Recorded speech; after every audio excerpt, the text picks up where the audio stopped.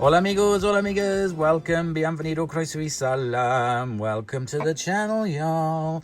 Today I have got another Eastern European car for you guys that is part of my past. I couldn't get it in the color that I wanted, but this is what I got. So anyway, my uncle, who you would have seen in a previous video when he had the blue Avenger saloon, after the Avenger he had a Polonaise, which you already would have seen by now.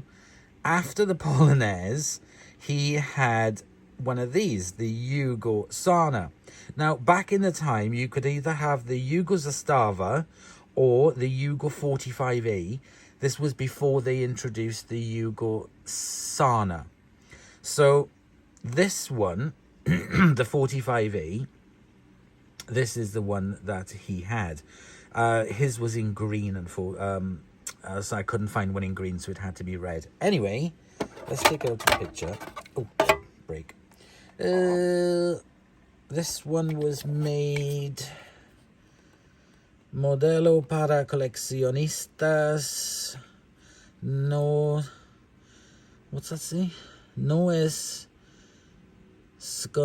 what? Para menores de 14 años. Oh. What does... I can't read what that says. Aconsejable. And it's in English there. Not suitable for minors of 14. Blah, blah, blah. So I don't know who makes it. It doesn't say on it. Anyway, there it is. And it's got that absolutely horrible, hideous triangular screw at the bottom. So let me get that undone. Okay, so that was a lot easier than anticipated. Let's pop the car there. And so there we go. That is the Yugo 45A. And it really wasn't bad a car, to be honest. He had it for a good couple of years. He had some issues with it, but by the end of it, it was rusting. So, but he must have had it for about 6 or 7 years. And I can't remember what he had after that. He had a string of cars after that. Even now he changes his car every 3 years or 2 years. So at the moment he's got a Yeti. So that's a Skoda Yeti. It's quite nice. Anyway, back to this Yugo. Very, very good. He lived in London at the time. I would travel back and forth in it. So it did a lot of mileage. And it survived pretty well considering the mileage that he did on it. And it wasn't exactly comfortable. It was a bit bouncy. It was a bit stiff. The seats were pretty comfortable. Not much room in it. Very basic. It was almost like 1960s, 70s kind of technology in it. Very, very basic. But it did the job, and it got him from A to B for a number of years. And not that many issues with it, to be honest. So let's have a look and see where I can find out more about the Yugo 45A. The Yugo, pronounced Yugo, also marketed as the Zastava Corral and Yugo Corral, is a subcompact hatchback formerly manufactured by Zastava Automobiles, at the time a Yugoslav corporation. It was produced from the 28th of November 1980 until November 2008. They were assembled in Yugoslavia. You could either have a 4-speed manual, a 5-speed manual, or a 3-speed automatic. Originally designed in Italy as a shortened variant of the Fiat 128, the first Yugo prototype was manufactured on the 2nd of July 1977. Series production started on the 28th of November 1980. The Zastava Corral, a facelifted model, was marketed until the 11th of November 2008 after production of 794,428 cars. The Yugo was marketed in the United States from 1985 to 1982 by Malcolm Bricklin, who asked Jerry Punchkov to conceive of and produce what became the enormously successful market introduction and launch of the Yugo in 1985, with a total of 141,651 sold, peaking at 48,812 in 1987 and falling to 1,412 in 1992. Despite its moderate success during its run in the United States and several other export markets, it was subjected to much criticism over its design, safety and reliability, though the car has also picked up a cult following. Now, I remember a model of this car being featured in one of the episodes of Moonlighting that starred Sybil Shepherd, Bruce Willis. I do remember that episode, and they were in the car driving around and they were taking the pee out of it because it was so small. And I think something happened to it in the end. It got crushed or destroyed and wherever. And Bruce Willis was like, oh, well. I do remember that episode. It's quite funny. Over the course of its production, the model range was marketed under various nameplates. Yugo 45, Zastava Yugo 45, Yugo 55, Yugo 60, Yugo 60 EFI, Yugo 65, Yugo 65 EFI, Yugo GV, Yugo Cabrio, Zastava Corral, Yugo Cabrio, Yugo Ciao, Yugo Tempo, and Innocente Corral, and that was in Italy. Yugo engines were fitted with a carburettor until well into the 1980s, before fuel-injected models, starting with the Corral 65, were gradually introduced. Beginning with the GVX EFI, an electric fuel injection system, which featured a 1300cc engine. Yugo did not only target the West in early 1985, 500 Yugos were exported to China, and exports to Bulgaria and Egypt were already established.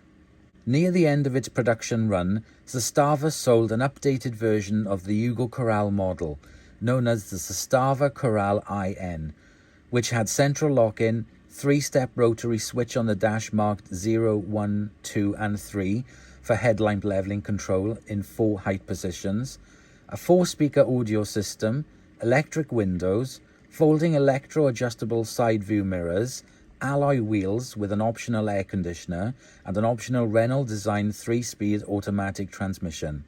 Zastava sold these in Serbia, Montenegro, Croatia, Bosnia and Herzegovina, North Macedonia, Greece, Lebanon, Libya, Syria, Tunisia and Egypt. Zastava was founded as an arms manufacturer in 1853. By the late 1930s, the company had expanded into automobile production, supplying Ford-designed trucks to the Royal Yugoslav Army. Vehicle production continued until 1941, when World War II reached Yugoslavia. Following the war, Zastava was permitted to produce Jeeps under license from Willys Overland until production was halted in the early 1950s.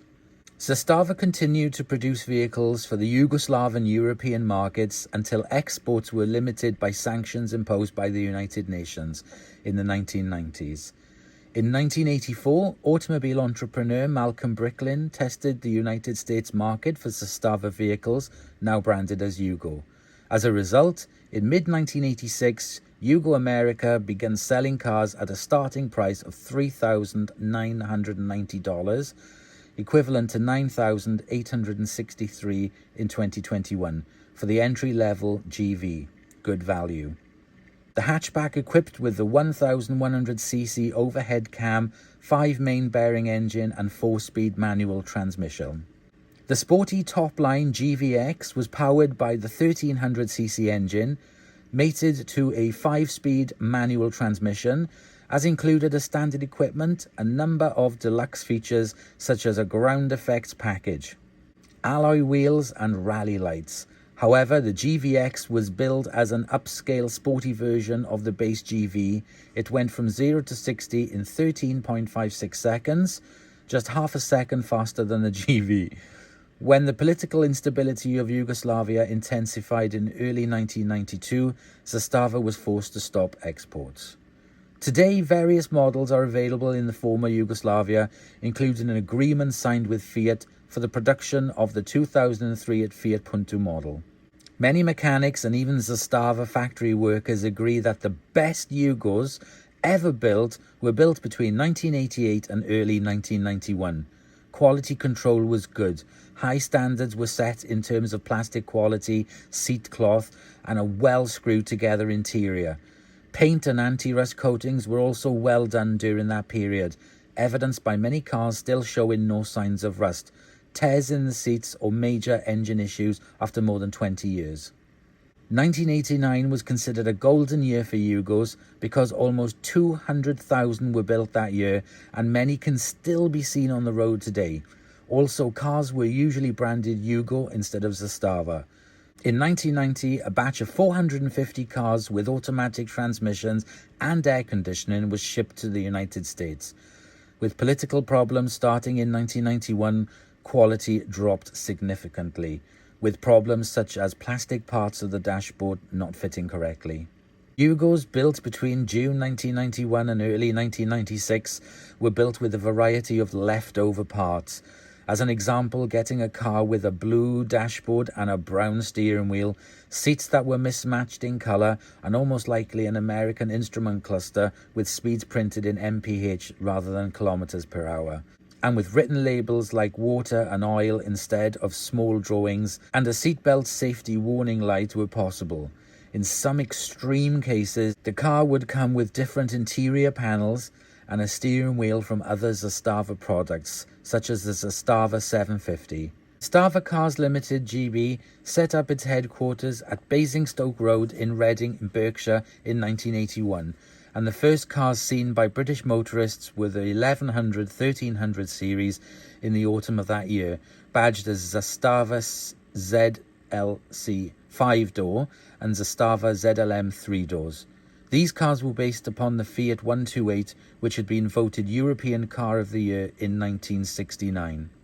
Along with other Central and Eastern European vehicles marketed in the West during the 20th century, such as the Skoda, the Yugo was subjected to derision by critics who pointed to its use of old generation Fiat technology and to alleged issues with build quality and reliability.